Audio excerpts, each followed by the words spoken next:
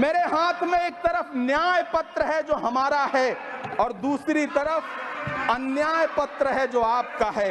इस सरकार को आलोचना सुनने की आदत नहीं है सभापति महोदय। जब आप इनसे सवाल पूछिए तो ये कहते हैं कि आप बताइए 70 साल में आपने क्या किया है। मैं तो इस सदन में कहना चाहता हूं सभापति महोदय कि हमसे 70 साल का हिसाब मांगने वालों, जो सरकार अपना चलाया हुआ 2000 का नोट 7 साल नहीं चला सकी, वो हमसे 70 साल का हिसाब मांगती है। सभापति महोदय, मैं अंत में आपसे यह कहना चाहता हूं, यह बजट बैसाखी पर टिकी हुई सरकार का कुर्सी बचाओ बजट है। इस बजट में राज्यों के साथ, किसानों के साथ, नौजवानों के साथ, महिलाओं के साथ, देश के मिडिल क्लास के साथ अन्याय किया गया है और इस अन्याय का खामियाजा आपको महाराष्ट्र, हरियाणा और झारखंड के चुनाव में भुगतना पड़ेगा।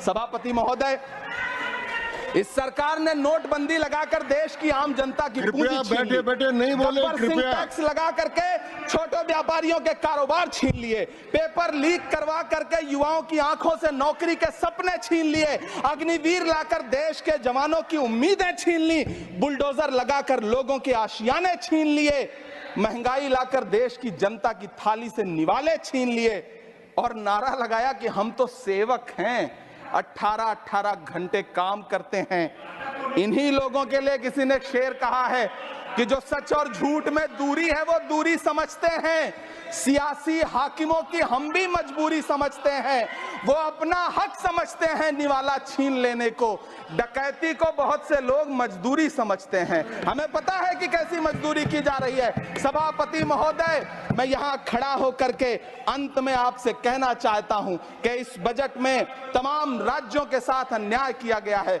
इस बजट में युवाओं के साथ अन्याय किया गया है, महिलाओं के साथ अन्याय किया गया है और खास तौर से महाराष्ट्र के लिए कुछ नहीं रखा गया है। महाराष्ट्र बाढ़ से जूझ रहा है, पानी बरसने से 1500 से ज्यादा लोग मारे गए हैं। उस शहर को, उस राज्य को 4000 करोड़ के पैकेज की जरूरत है ताकि जो फसलें बर्बाद हुई हैं लोगों को राहत दी जा सकी।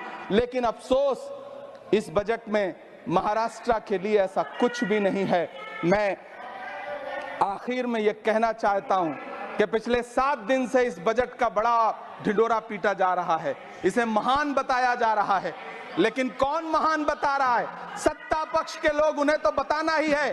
क्योंकि मैं अवध क्षेत्र से आता हूं, प्रतापगढ़ से, नीरज भाई भी अवध और पूर्वांचल से आते हैं।